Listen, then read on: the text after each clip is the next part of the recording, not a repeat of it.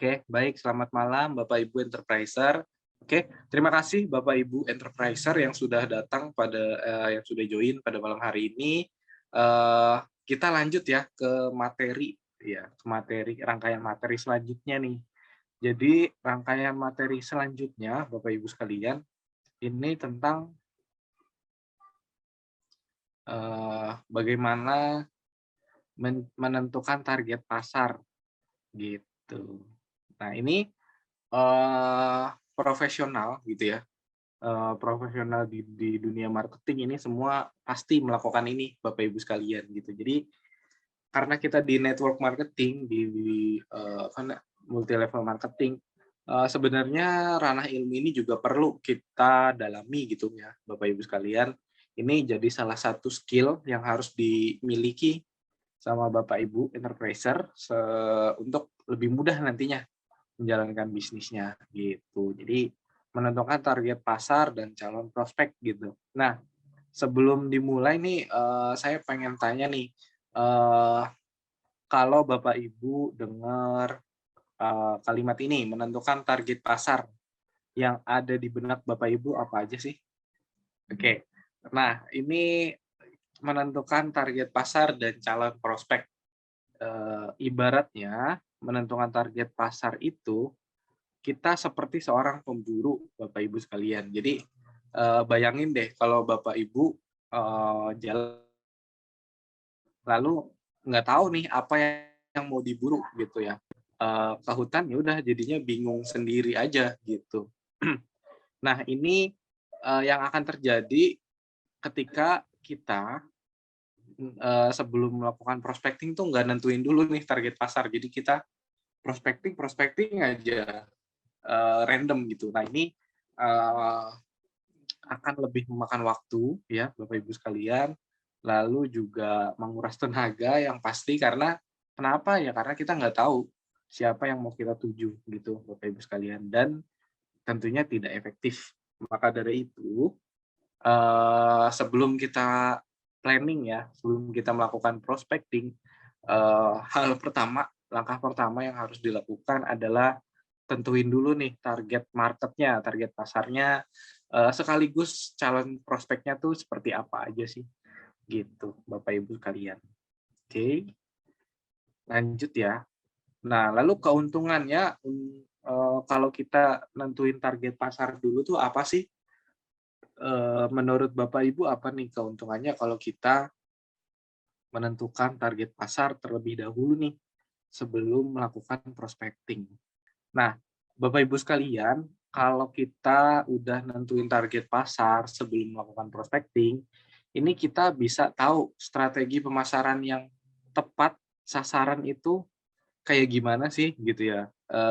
Sekaligus dapat pelanggan sebanyak-banyaknya. Kenapa? Ya karena kita udah tahu target yang kita mau capai itu apa gitu. Kita balik lagi ke analogi pemburu ya Bapak Ibu sekalian. Semisal Bapak Ibu, seorang pemburu ya ke hutan, belum tahu nih mau memburu apa, ya otomatis Bapak Ibu pasti nggak mempersiapkan strategi memburunya tuh, strateginya pakai apa, entah pakai jerat, pakai senapan, pakai, cara-cara lain pasti nggak disiapin. Beda kalau misalkan Bapak Ibu kita gitu ya, sebagai pemburu nih, kita udah tahu, oh saya mau, saya mau ngincer burung gitu ya, burung elang atau burung apa misalnya, atau ayam hutan. Nah ini kita pasti sudah nyiapin strategi gimana kita bisa mendapatkan ayam hutan itu. Entah itu melalui jerat, entah itu, jebakan dan lain-lain. Intinya pasti kita sudah siapin strateginya. Nah, sama halnya dengan prospecting, Bapak Ibu sekalian. Jadi, kalau kita sebelum prospecting nih udah tahu nih target kita tuh kalangan ini gitu ya, target kita tuh audiens yang seperti ini, target kita tuh orangnya kayak gini. Nah ini kita kalau udah tahu target kita gimana, kita bisa menyesuaikan strategi pemasaran yang kita, bisa atur, kita bisa rencanakan gitu. Jadi ini keuntungan dari kalau kita udah punya target pasar ya Bapak Ibu sekalian, gitu. Oke, sampai sini bisa dipahami ya, keuntungan target pasar. Jadi ini pasti akan memudahkan banget mengefisiensi waktu Bapak Ibu enterpriser sekalian juga gitu. Kenapa? Ya karena kita udah tahu nih siapa yang mau kita sasar dan strateginya nanti seperti apa, kita udah punya gambaran gitu. Ya, itu pengantarnya nih Bapak Ibu sekalian. Langsung aja nih. Terus gimana sih caranya menentukan target pasar dan calon prospek ini? Jadi ada dua cara Bapak Ibu sekalian. Kita masuk ke cara yang pertama dulu. Nah, ini dia cara yang pertama. Jadi, cara yang pertama, ini kita buat breakdown dari bidang bisnis yang Anda jalani. Kita bikin breakdown dari bidang bisnis yang kita jalanin. Nah, ini mungkin Bapak Ibu belum ada gambaran kali ya. Makanya di sini akan saya langsung kasih contoh aja nih Bapak Ibu sekalian. Oke. Oke, cara pertama buat breakdown dari bidang bisnis yang Anda jalani. Bapak Ibu sekalian, kalau di HDI bidang bisnisnya apa nih generalnya nih? Boleh tanya? Kesehatan ya. Kesehatan. Oke. Kesehatan itu besarannya ya. Oh, Bu Junita Galaksi. Besarannya di HDI kesehatan ya, gitu. Nah, ini ya Bapak Ibu sekalian. Jadi ini besarannya nih. Jadi umumnya kita ada di bidang kesehatan. Nah, di bidang kesehatan, Bapak Ibu sekalian, ini banyak jenisnya. Ada yang mau kasih contoh nggak? Jenisnya apa aja nih? Kalau HDI sendiri, kesehatan lebih rincinya lagi di bidang apanya nih, Bapak Ibu sekalian? HDI Suplemen. suplemen ya Bu Junita, benar banget. Yeah. Jadi di bidang kesehatan itu banyak banget apa namanya ya, sebenarnya nggak banyak banget subnya lagi gitu ya, rinciannya lagi, salah satunya suplemen gitu. Nah, selain suplemen apalagi nih Bapak Ibu sekalian, mungkin nggak di HDI kali ya, tapi intinya bisnis yang terkait dengan bidang kesehatan. Apa Dok Aswin nih? Perawatan. Perawatan, oke, boleh. Nah, ini saya ambil contohnya mungkin yang nggak gede-gede gitu ya, karena ya udah kita menyesuaikan sama kita sebagai seorang individu ya. Jadi ada suplemen di bisnis kesehatan, selain itu juga ada makanan sehat. Iya nggak sih? Ada bisnis makanan sehat kan ya. Jadi yang dijual adalah makanan sehat gitu, Bapak Ibu sekalian. Selain itu ada juga gym. Benar nggak? Gym termasuk bisnis di bidang kesehatan nggak? Termasuk ya, Bapak Ibu.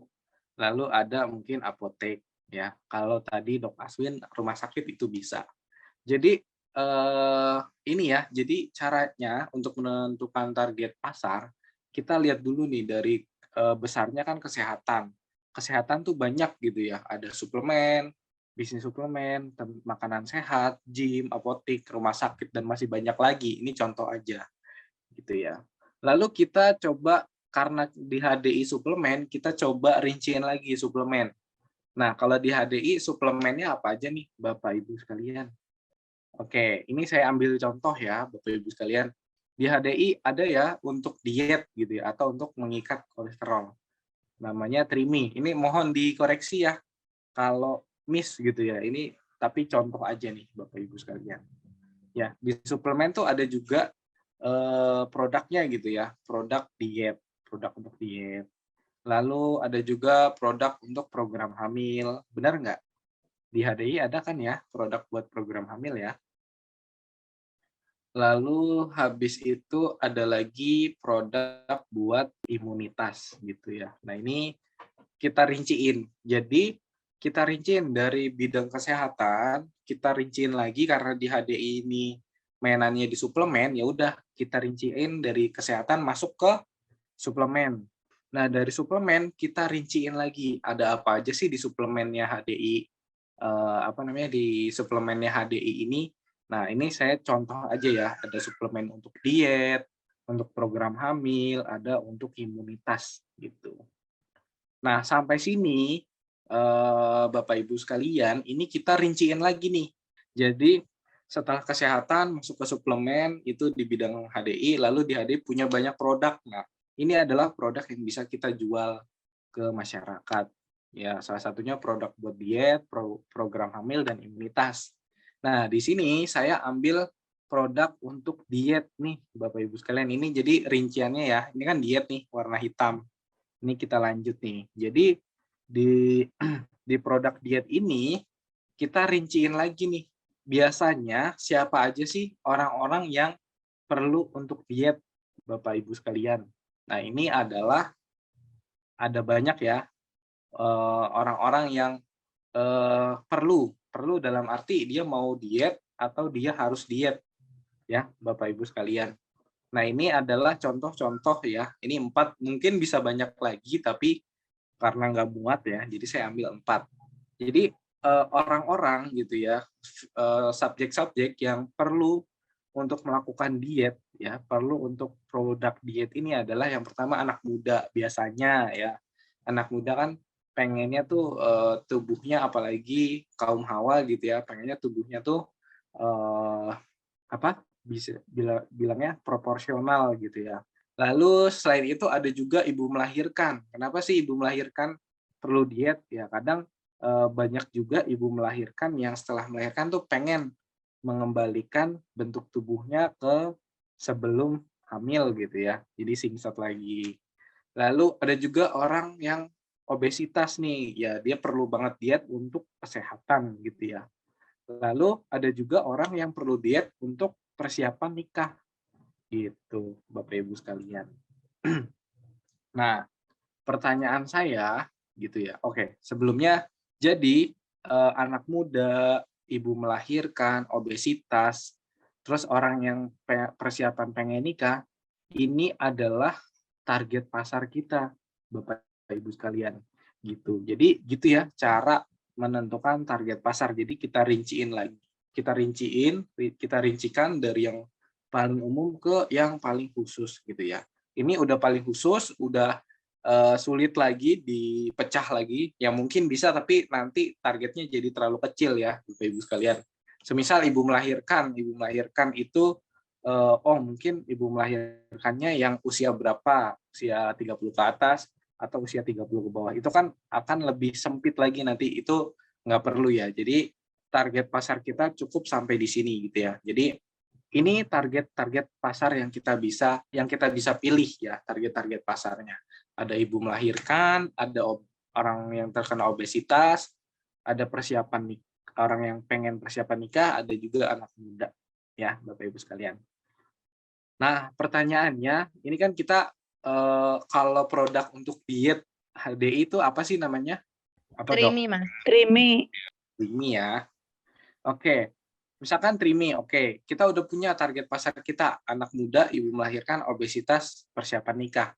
Nah, bisa nggak sih Bapak Ibu sekalian kita bikin satu konten tentang Trimi, tapi dikirimnya gitu ya, diperuntukannya itu untuk anak muda dan ibu melahirkan. Menurut Bapak Ibu bisa nggak? Misalkan saya bikin konten nih tentang Trimi. Nah, ini saya mau tujukan ke anak muda dan ibu melahirkan. Gimana nih menurut Bapak Ibu? Iya. Bisa? Bisa, Apa? Mas. Bisa ya. Bisa Iya. aja. Bisa aja, benar. Ya, jadi kalau kita bikin konten, saya mau bikin konten tapi saya mau kasih ke anak muda sekaligus ke ibu melahirkan. Bisa aja, benar, bisa aja Bapak Ibu. Tapi di sini nggak akan terasa kurang. Semisal gini, kita bikin kontennya untuk obat diet, tapi kontennya lebih mengarah ke anak muda, semisal atau lebih mengarah ke ibu melahirkan. Misalkan kontennya dapat melangsingkan pasca melahirkan. Kira-kira anak muda yang ngelihat konten itu, strategi itu, akan tertarik nggak sih Bapak Ibu? Enggak. Enggak. Karena apa? Ya, Tidak sesuai. benar, karena bukan urusan dia, orang saya belum melahirkan gitu ya. Benar ya, jadi kita bisa bikin konten. Jadi kita bisa bikin konten untuk diet secara umum bisa, cuman memang kurang efektif dalam artian ya mungkin hanya kalangan tertentu aja yang bisa merasakan gitu ya, yang tertarik, tapi yang lain enggak. Maka dari itu kita butuh namanya target pasar gitu. Jadi anak muda ini ya udah ini target pasar kita. Ibu melahirkan juga jadi target pasar kita. Orang obesitas jadi target pasar kita, dan orang yang mau persiapan nikah jadi target pasar kita. Nah, dari setiap target pasar ini, Bapak Ibu sekalian, kita buat strategi pemasarannya gitu. Jadi maksud saya gini, oke, produknya sama Trimi, tapi target pasar kita nih untuk ibu melahirkan. Ya udah, kita coba bikin soft selling misalnya ya, tentang tips-tips gimana caranya olahraga apa aja yang bisa melangsingkan setelah melahirkan. Lalu nanti kita sisipin produk Trimi gitu. Jadi kira-kira ibu melahirkan kalau dapat tips olahraga yang bisa bikin langsing lagi, tertarik nggak, Bu? Tertarik, Mas. Iya, karena kebutuhannya dia itu ya, gitu. Jadi di sini Ya, masing-masing target pasar kita bikin strategi pemasarannya sendiri. Jadi sebaiknya tidak dicampur antara targetnya ibu melahirkan sama anak muda atau sama persiapan nikah atau sama orang obesitas gitu. Oke. Nah, kalau untuk orang obesitas bisa aja kita bikin yang kita angkat sebagai strategi pemasaran kita adalah bahaya obesitas ya. Kak, ya mungkin saya termasuk yang overload gitu ya, agak lebih gitu. Nah, ini kalau saya dapat konten, oh bahaya obesitas, ini saya akan pasti, oh dalam diri saya, oh iya bahaya juga ya. Nah, ini saya akan aware dengan konten ini. Saya akan aware, saya akan perhatiin postingan ini. Nah, ini yang bisa Bapak Ibu siasati gitu. Jadi strategi pemasarannya itu tersendiri ya, khusus untuk masing-masing target pasar. Nah, cara kedua gimana sih? Oke, cara kedua tarik ke arah yang lebih general. Kalau tadi kan dari general ke rinci. Nah, kalau ini kebalikannya, dari rinci ke arah yang general. Ya, ini kebalikannya Bapak Ibu. Nah, ini cara ini dilakukan jika Anda sudah punya barang yang ingin dijual tapi belum punya target pasarnya. Nah, ini mungkin jadi persoalan kita ya, Bapak Ibu sekalian. Kita ada nggak barang yang pengen dijual? Bapak Ibu ada barang yang pengen dijual? Barang banyak, HDI? Mas. Banyak ya, apalagi keduanya Pak Anwar ya. Tapi yang jadi masalah kita, enterpriser, saya punya barang nih, tapi saya bingung mau jual ke siapa ya. Bener nggak Bapak Ibu? Ya, itu sepertinya yang dirasakan mayoritas enterpriser ya. Barang ada, udah disediain nama HDI, bagus, berkualitas, tapi bingung nih untuk siapa yang efektif. Nah, ini ya Bapak Ibu sekalian caranya. Ya, boleh diperhatikan lagi ya. Oke, balik ya. Ini yang tadi saya bilang produk ya. Jadi kita mulai dari produk gitu ya. Kalau di HDI misalnya dari apa nih, Bapak Ibu? Dari Trimi lah ya tadi ya. Nah, dari produk kita coba analisis dulu nih. Analisis apanya? Manfaat produknya Bapak Ibu sekalian.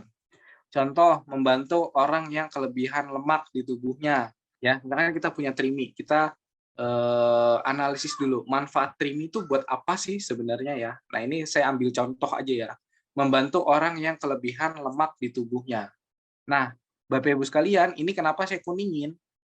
Kenapa? Karena ini adalah masalah bagi banyak orang, Bapak Ibu sekalian.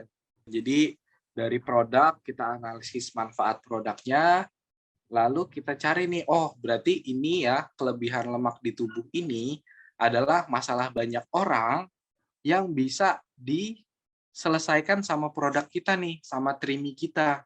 Iya nggak? Nah, langkah selanjutnya gimana, Bapak Ibu sekalian? Ya udah, ini kan masalah banyak orang. Ya udah, habis itu kita tentuin aja, ini orang yang punya masalah kelebihan lemak di tubuhnya nih orang apa aja sih? Nah, ini saya balikin lagi ke Bapak Ibu. Orang yang punya masalah kelebihan lemak di tubuhnya ini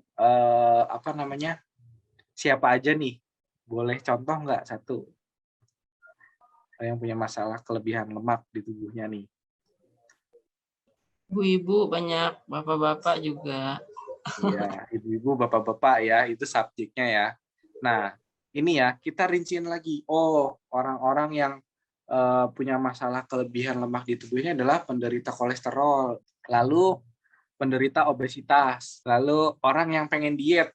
Ya, kenapa dia pengen diet? Karena dia merasa punya masalah terlalu banyak lemak di tubuhnya. Ini adalah orang-orang yang jadi target pasar kita, Bapak Ibu sekalian. Jadi dari rinci kita ke umum gitu ya. Nah, setelah kita tahu, kita udah nemu nih target pasar kita yaitu penderita kolesterol, ini buat produk Trimi ya. Lalu penderita obesitas dan orang yang mau diet gitu ya. Nah, dari sini kita tentukan strategi pemasarannya masing-masing ya, Bapak Ibu sekalian. Nah, ini saya tarik ke general. Kalau buat penderita kolesterol, Bapak Ibu sekalian, sebaiknya strategi pemasaran yang harus kita lakukan apa nih? Ya, semisal ya untuk penderita kolesterol, ya udah kita edukasi aja. Bapak, Ibu, kalau penderita kolesterol tuh kemungkinan penyakit yang lebih parah bisa gagal jantung, bisa stroke, bisa apalagi nih Bapak Ibu. Nah, ini kita edukasi ya, Bapak Ibu sekalian. Oh, kalau Bapak Ibu stroke gitu ya, kalau Bapak Ibu punya sakit jantung sementara usianya masih muda gitu, masih kepala 3, lalu gimana nanti anak istri gitu. Ini kita bisa buat strategi pemasarannya seperti itu ya, Bapak Ibu. Kita edukasi, tapi kita juga kasih tahu di kemungkinan ke depannya dia tuh gimana. Jadi strategi pemasarannya buat target berpikir dengan menggunakan satu produk ini sudah bisa menyelesaikan berbagai masalah gitu Bapak Ibu. Makanya ini kayak kita tuh edukasi, oh kalau kamu kolesterol, kamu bisa loh kena stroke, kena penyakit jantung, banyak ya kayaknya kalau kolesterol ya, dan lain-lain. Nah, kalau kamu kena stroke misalnya masih usia 30, lalu gimana nih anak-anak kamu gitu ya yang masih sekolah perlu biaya. Terus kalau gitu kamu juga harus berobat. Berobat kan mahal gitu ya. Ini bisa dijelaskan seperti itu Bapak Ibu sekalian. Jadi kemungkinan dari target kita, kan target kita penderita kolesterol. Jadi oh dia nanti akan berpikir dengan saya coba nih konsumsi Trimi, mungkin kemungkinan saya sakit stroke bisa hilang, terus kemungkinan saya kehilangan pekerjaan karena sakit juga teratasi, terus pendidikan anak tuh bisa teratasi. Kenapa ya? Karena saya sehat gitu. Jadi ke situ ya Bapak Ibu sekalian. Jadi istilahnya dengan satu produk bisa menyelesaikan berbagai kemungkinan masalah yang bisa dia dapat. Nah, dari situ Bapak Ibu sekalian kita bisa ngasih produk tambahan ya. Semisal tadi ya kolesterol. Nanti kalau kamu kolesterol bisa loh kena penyakit stroke jantung. Kalau kamu kena penyakit stroke jantung, kamu nggak bisa kerja otomatis. Kalau kamu nggak bisa kerja, pendidikan anak-anakmu gimana? Kalau selain itu kamu juga harus berobat. Sekarang berobat semakin mahal. Lalu zaman sekarang tuh susah loh nyari income tambahan. Nah, dari sini produk tambahan selain Trimi yang bisa kita masukin apa nih Bapak Ibu? Nah, di sini sebenarnya clue Bapak Ibu, pemasukan tambahan. Kira-kira produk HDI apa nih yang kita bisa masukin? Ikut member. Mantap Dok Aswin, benar ya ikut member. Jadi kita bisa tambahin produk-produk lainnya dari strategi seperti ini gitu. Oh, ini selain ini kamu juga bisa jalanin loh gitu ya. Seperti itu. Tentunya dengan tanpa memaksa gitu ya. Kamu harus jalanin gitu enggak gitu. Jadi sebatas suggest, sebatas saran. Seperti itu Bapak Ibu sekalian, sampai sini bisa dipahami nggak? Jadi dari sini bisa ada tambahan produk yang kita kasih ke orang tersebut termasuk bisnis di HDI. Oke, Bapak Ibu enterpriser sekalian, terima kasih banyak sudah ikut di rangkaian acara hari ini. Mudah-mudahan bermanfaat buat Bapak Ibu, buat kita semua, dan mudah-mudahan bisa jadi semakin semangat nih ya, tetap semangat nih Bapak Ibu sekalian, dan bisa dipraktekkan di di bisnisnya masing-masing. Mungkin itu aja Bapak Ibu sekalian yang bisa saya sampaikan. Terima kasih banyak atas perhatiannya. Kalau ada kalimat yang salah atau kecepatan, saya mohon maaf. Sekian dan terima kasih. Sampai ketemu lagi Bapak Ibu sekalian. Selamat malam.